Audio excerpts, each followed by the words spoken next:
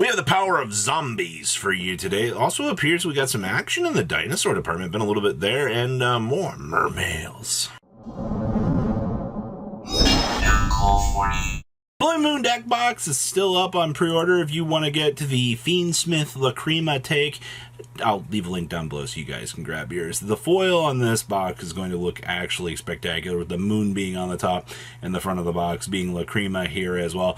I actually love this design a lot, so I'll leave a link down below so you can grab yours today. Make sure you guys smash the little crap out of that subscribe button so you guys don't miss out on more honest content. Now, this is actually really cool. I have not seen an actual, like, zombie deck that's not been like Mayakashi or any of that other like crazy stuff in a while. Now this build is taking advantage of, you know, of course, the Ghost Meets Girl, the masterful lock your opponent out of the extra deck, but we're also doing some really cute things in here. We actually are going back to our roots out here. We actually have base zombie world in this deck. We also have some action for the Mayakashi return. Hey, you know, this searches for this because it literally says take a Mayakashi card from your deck and either add it to your hand or send it to the graveyard. Sure, why would I not want to play 4 copies of this? Like, this is the entire deck's gimmick, alright? Like, zombie stuff, go ahead and tribute a Shiranui or Mayakashi Synchro. Well, you know, we can very easily oblige that by, you know, tributing the Tengu, getting the turn skip on your opponent, and forcing the game back to your turn. I also see we're playing some Eradicators down here as well. Definitely getting the best of both worlds out here. And then, of course, Mr. Boulder Rock, the Insanity. You know, still even to this day, I feel like Boulder Rock, this is one of those incredibly broken cards that you look at and you're like, yeah, I too hate playing Yu-Gi-Oh! I didn't want to have any real fun with this whatsoever. But, you know, for a combo deck that wants to go through its lines, wants to set up, wants to do some very, very strong lines of play, I love everything about this. And once again, it's very rare to get to see a zombie deck these days that isn't 100% dedicated to the other means of trying to cheese things out, going back to our natural roots and going, hey, you know, like, we can combo up and do things. What are some of these hands? Ooh, we have the Solitaire plus the Zombie World. Oh, okay, we're just good. Okay. Goldblum. I mean, we got to work a little bit here for this, but I mean, seeing the zombie there. And of course we have the Mayakashi and the Zombie Reborn. Okay, cool. Next up here, Dinosaurs with a Dia Bellstar package in here. Okay, so basically we're going to be using the Dia Bellstar package to kind of turbo up through the good cards, aka OSS into the Mega Relio, and then of course, you know, you go into the Laios, and then you can set up on into, you know, the extra little gas that is Lars and Friends. Like, we've seen this over and over again. We also do get to play the Singularity in here, which I do like Singularity. Singularity is one of those very good cards that you look at and you're like, yes, the blowout begins. I do really like this card. I also do see that we are playing 1 copy of the Fire Opal Head. This is our normal monster that we're choosing to play, which is fine. I mean, you've got Frostosaurus. You're not playing any of the pendulum scales, so you can get what we call creative in terms of the normal monster section. I think that's why I love Dinosaurs so much, is because when you start getting into the one-of section in the normal monsters, and you're like, hey, you know, I can choose to play this really interesting vanilla monster to see what kind of combo I can go up. Now, obviously, you're not doing any of the real cool things. I also do see here, nice Abyss Actor in here.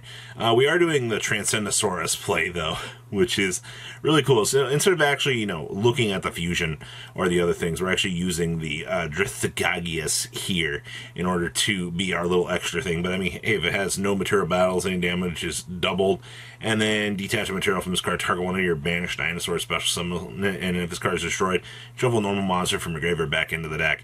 I feel like having this go to the extra deck, though, kind of stinks on that regard. But Free Monster Reborn Extender seems pretty decent to me. Okay.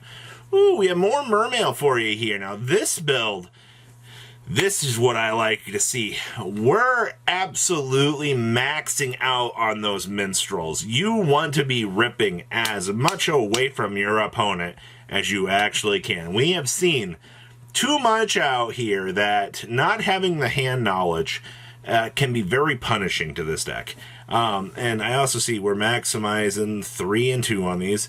And then we're playing 1 copy of the Penguin Cleric. What? If a Penguin monster is sent from your monster zone in the graveyard by your opponent, even during, you can target one of them, discard this card, and you disrupt some of that monster and face it on defensive position. And then once per turn, you can target 1 Penguin monster you control, gain 600 attack until the end of the turn, and you gain 600 life.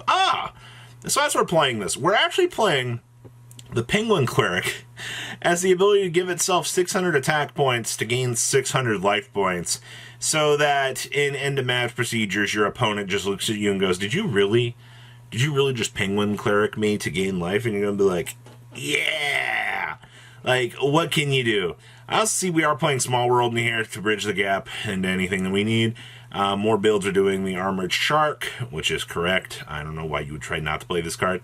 I think everything else in this list, in terms of ratios, I think is pretty figured out. You've got to remember, you're playing a very heavy combo deck. I guess the biggest thing I've noticed on all these Mermail lists is either 1 Abyssine, 2, or you're going 2 to 3 Minstrels, honestly. And whichever side you're choosing to go down on the Minstrels, I don't really think there's a wrong answer. It just, do you want to play 40? Do you want to play 41? Do you want to play 42? Because that's what I've really been seeing here on the extensions of these numbers. You're just making your decision on however many more you wish to extend out. But there's absolutely nothing wrong with that whatsoever. All right, what else we got back here? Ooh, 60 card pendulums. Now, I've been following a lot of these 60 card pendulum updates that we've been seeing out here. A lot of people honestly just kind of innovating this deck right now. I'm really happy to see that, actually, because pendulums are one of these decks that you look at and you're like, wow, this deck has some really good things going for it. And yes, personally it does. I love the fact that you can look at this deck, look at all the different combo lines. Obviously, having the Kashtira base in the deck ensures that, you get a free control option. Do not underestimate how stupid good mid-range control can actually be. Also, the fact that this deck has enough gas to be able to turbo through and do like the Trigate Wizard lock on your opponent is so freaking funny to me. We've reached a point out here that we've returned back to Trigate Wizard because he's one of the only remaining Omnis still available for the extra deck resources. That's, not named Varudus, the final turd of the end of times. I also do see we are doing the Secret Village lock down here. We also have 2 copies of the Purple Poison Friend. Yeah, you're still using the standard Super Heavy Samurai, so because there's no changing that these 2 are like the best pendulum scales that we have fundamentally in the game. You're just generating too much free advantage off of these cards to really be sitting here, being like, oh, these are terrible. No, these cards are broken for a reason. There's a reason why these 2 cards pretty much facilitate every piece of this engine so that you can do what you need to do. So, at the end of the day here, it's cool to see pendulums doing their thing. I am very curious to know, we're still only sticking on 1 Kieran. Perfectly understandable. So, we don't want to bulk down too much on the bricks, but you definitely, I don't see any way you could really change this, honestly. And then our last list here, we have some Dragon Link for you here. So, 60 cards, by the way, on the Dragon Link department. Also, we're doing 2 Apsarouter Dragons. That's a little bit more insane than I've really been used to seeing, but I think that's fine, honestly. It's one of those things like, in case something happens to the first one, you still have a second one to kind of keep up on the grind on into the following turns. We also have Darkest Diabolsis to get some of those little hand-ripping options going. Let's call this what this is. How good this can be. Oh, so stupid Noctivision. Of course, maximizing on pretty much as many Bysteel combinations you can. It's only 1 Baldrake, though, which is fine. He's not exactly the best one.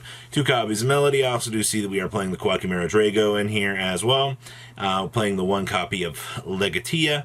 And, of course, a Zombie Vampire for the free revivability options. I also do see we're playing Curse Seal, the Forbidden Spell in here. This is actually a pretty cute tech choice.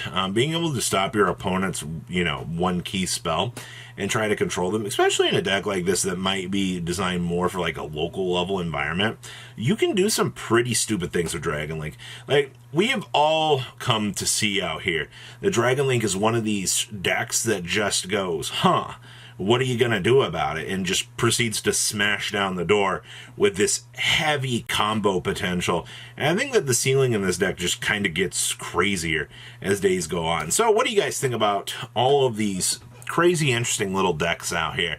This format is shaping up to be probably one of the most interesting I've seen in a while. So please leave a comment down below, tell me what you guys think. I'll see your beautiful faces back here later today, guys. Peace out. Patrons, thank you.